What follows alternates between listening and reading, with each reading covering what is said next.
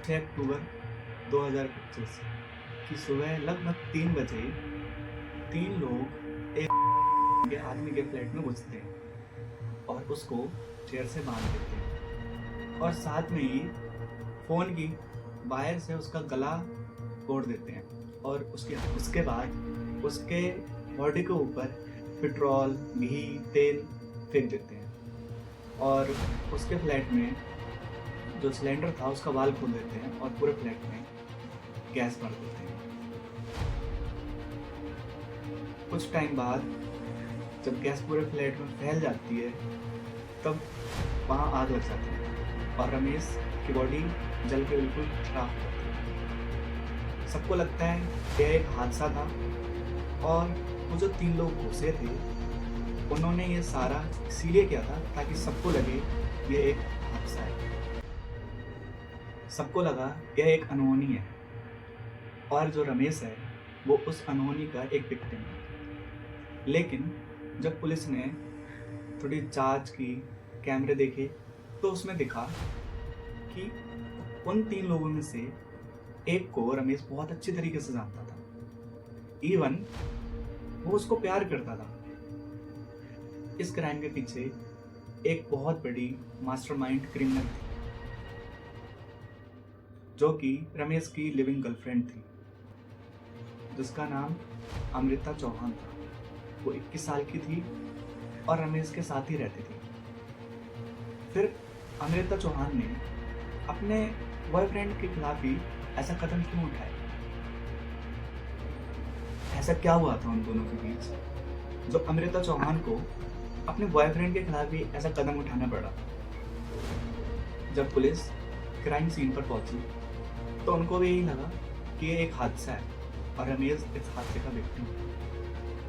लेकिन पुलिस ने एक डोर हैंडल की मदद से पूरा केस सॉल्व कर लिया।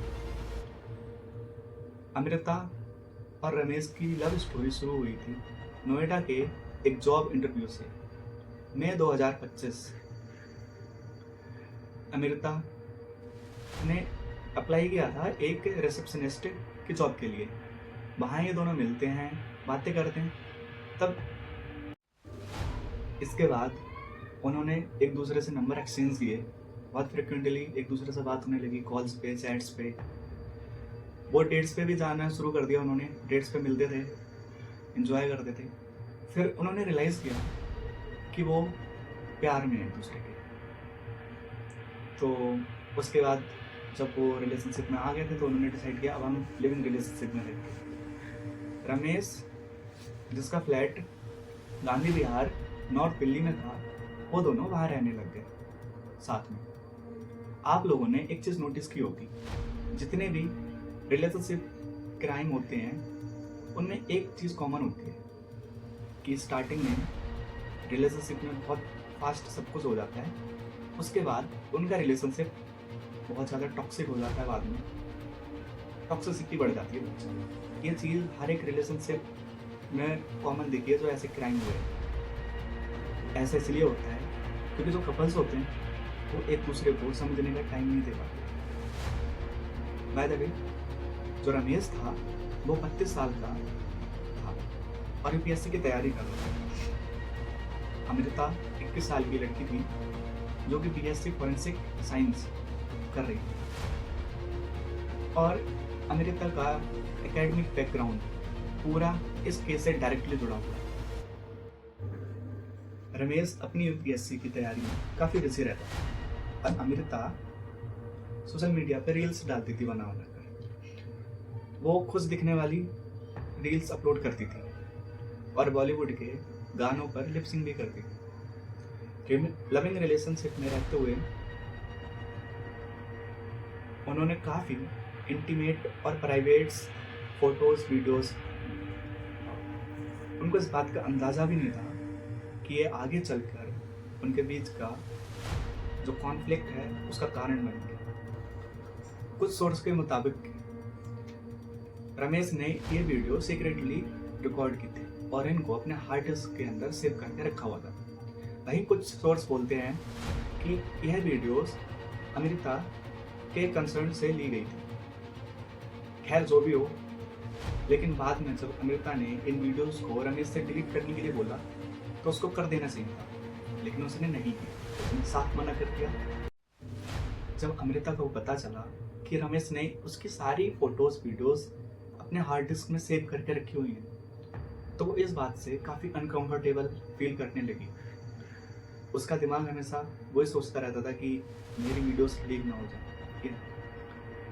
तो उसने फिर रमेश को बोला कि मेरी वीडियोस डिलीट कर दो, लेकिन रमेश ने साफ मना कर दिया डिलीट करने से। और उसने बोला कि ये मैं किसी को भेज नहीं रहा हूँ, ये मैंने सिर्फ अपने लिए रखी हुई है, खुद के लिए मैंने रखी हुई है सिर्फ। लेकिन इस बात से उनके बीच बहुत ज़्यादा झगड़े होने लगे।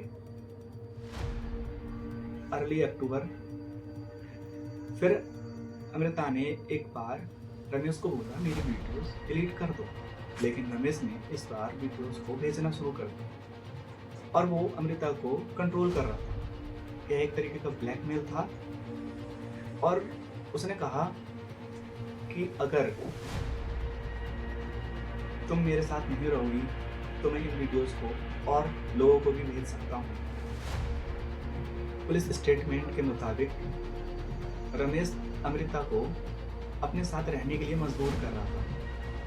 बाय द वे, अगर अमृता ने रमेश को अपनी वीडियोस डिलीट करने के लिए बोला तो आइडियली उसको कर देनी चाहिए थी डिलीट। आजकल ट्रस्ट करना बहुत मुश्किल हो चुका है, स्पेशली फॉर वुमेन। ऐसे कई केस हो चुके हैं जहाँ करंट या एक्स पार्टनर ऐसी वीडियोस का मिसयूज करता है और कई बार सिर्फ लड़कियों का नाम बदनाम होता है और ऐसे केस में कई बार वो गलत कदम उठा लेते हैं। अमृता ने भी यहाँ गलत कदम उठाया। अमृता ने अपनी जान लेने के लिए नहीं बल्कि अपने बॉयफ्रेंड की जान लेने के लिए कदम उठाया। इन सब बातों से परेशान होकर अमृता अपनी यूपी में अपने होम टाउन मुरादाबाद चली जाती है। वहाँ वो अपने एक्स बॉयफ्रेंड जो कि 27 साल का था, सुमित कश्यप, उससे शेयर करती है।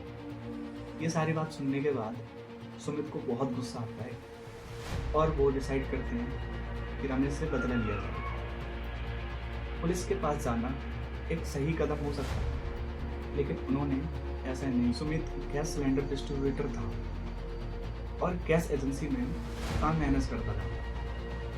गैस सिलेंडर की नॉलेज इस केस में बहुत बड़ा रोल प्ले करने वाली थी। उसने अपने दोस्त संदीप कुमार को इन्वॉल्व किया जो कि 29 ईयर्स का था।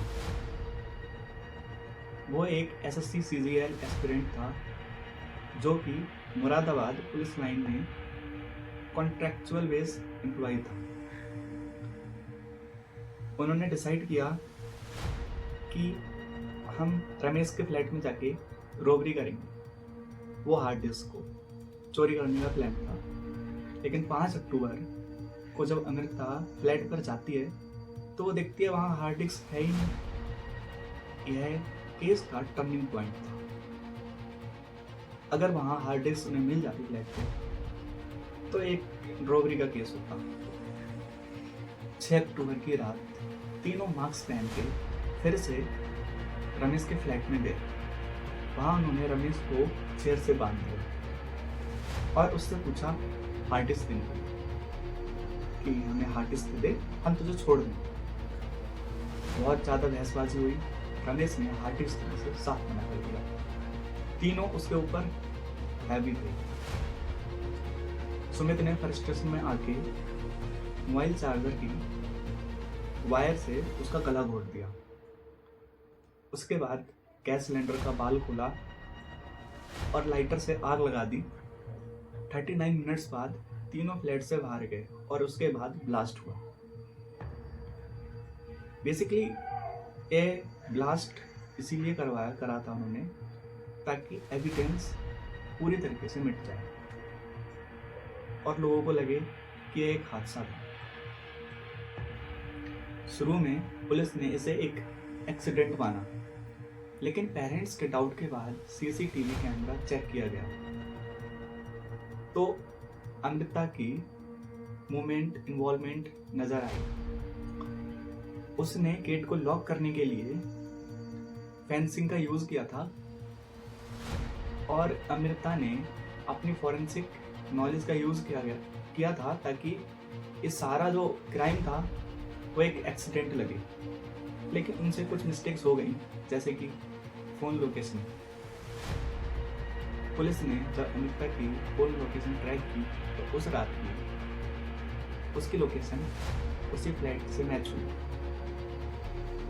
15 अक्टूबर को अमृता अरेस्ट हुई और बाद में सुमित और संदीप भी पकड़े गए, लेकिन सब लोग अमृता को ही ब्लेम कर रहे थे।